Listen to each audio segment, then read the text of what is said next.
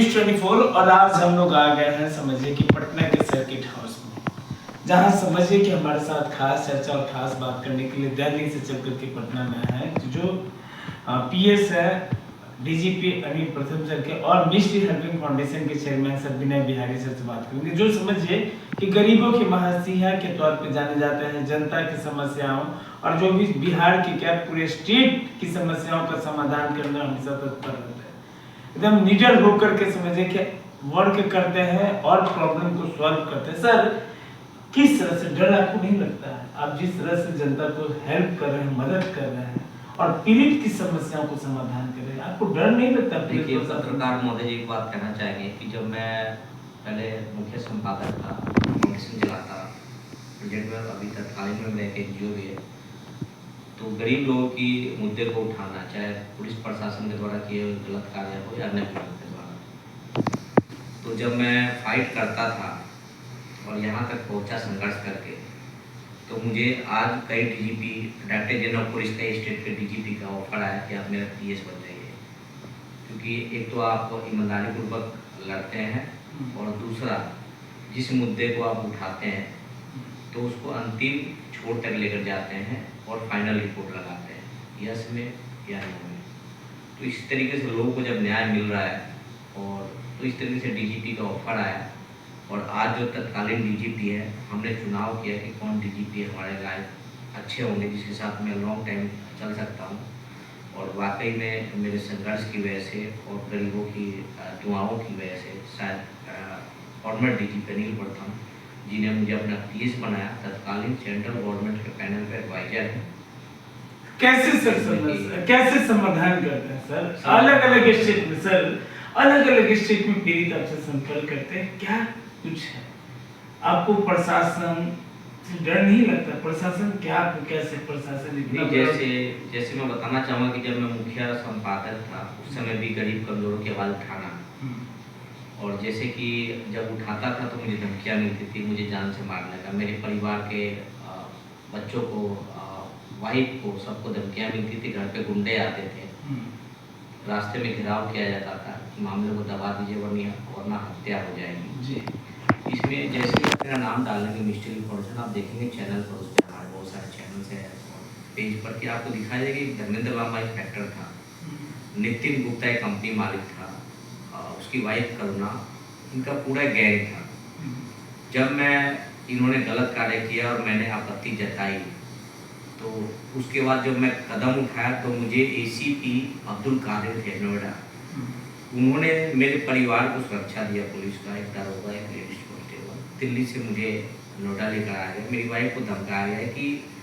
हम इसको नौकरी से निकाल देते हैं और निकलने के बाद आपको, आपके और आपके परिवार को एनकाउंटर करेगा। इंस्पेक्टर अभी चौकी इंचार्ज इंस्पेक्टर बनने वाला प्रमोट हो रहा है, प्रमोशन मिलते ही अगर नौकरी चली जाती तो एनकाउंटर करेगा, गोली मारेगा, फिर हम कहाँ तक सपोर्ट करेंगे। मैं डरता नहीं था, लेकिन मेरी वाइफ, मेरे बच्चे जो है डर गए थे काफ़ी, और पूरी दुनिया मेरे पीछे पड़ी थी। आपको पता है कि प्रशासन, आईपीएस, एसीपी,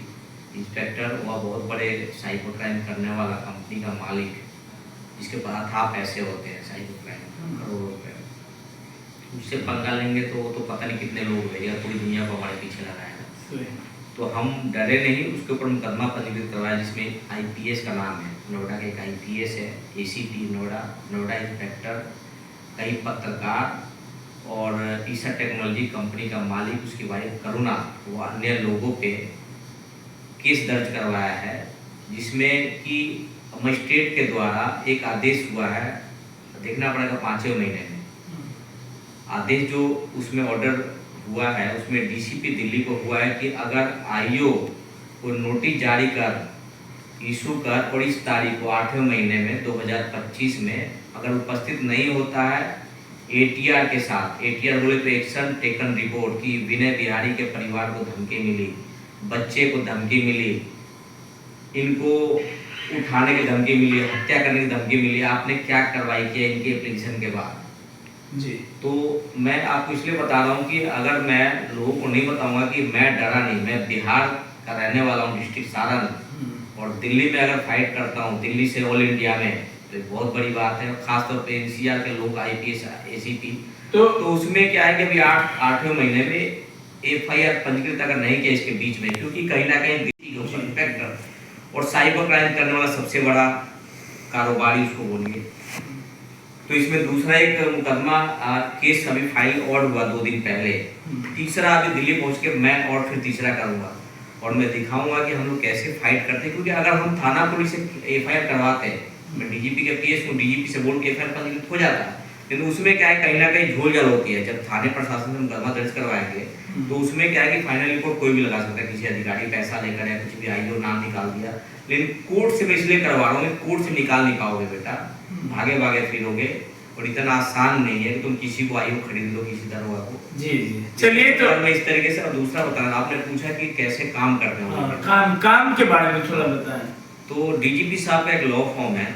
और हमारे पास जो पैनल है अदर स्टेट में, अदर डिस्ट्रिक्ट में बहुत सारे तमाम पूर्व जजेज हैं, पूर्व IAS है, IPS हैं, जो एसोसिएट है DGP साहब के। जैसे जैसे आप बोलेंगे बिहारी जी बंगाल में मुझे फलाना डिस्ट्रिक्ट का मामला है या बंगाल का ले लीजिए पूरे स्टेट का, तो वहाँ जो एसोसिएट है IAS IPS है या जजेज, उनको एक मैसेज आता है हम लोग की तरफ से कि फलाना फलाना बंदा है, उसकी समस्या ये है, अदर कोई भी विभाग सुनवाई नहीं कर रहा है, टॉर्चर कर रहा है या कोई गुंडा प्रताड़ित कर रहा है, तुरंत अधिकारी को फोन जाता है, लेटर इशू होता है, तो अधिकारी तुरंत वहाँ का हरकत में आता है और उसको एप्लीकेंट जो शिकायत करता है उसको तुरंत संपर्क कर उसको तत्काल न्याय दिलवाने का कार्य करते हैं। चलिए, की वजह से कोई हेल्पलाइन नंबर बता दो कि जो भी मेरा नंबर है 9354524480। जमीन का विवाद का मामला हो, न्यायालय संबंधित मामला हो या फिर थाना पुलिस कोर्ट न्यायालय किसी भी अदर विभाग से समस्या आ रही है, आपको तत्काल न्याय मिलेगा, न्याय से वंचित हो।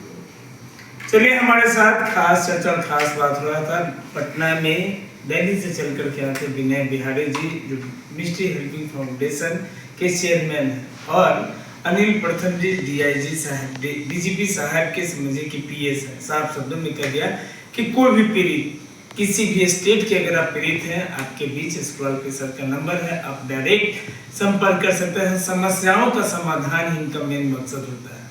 बड़े बड़े प्रशासन इनसे थम जाएंगे, क्योंकि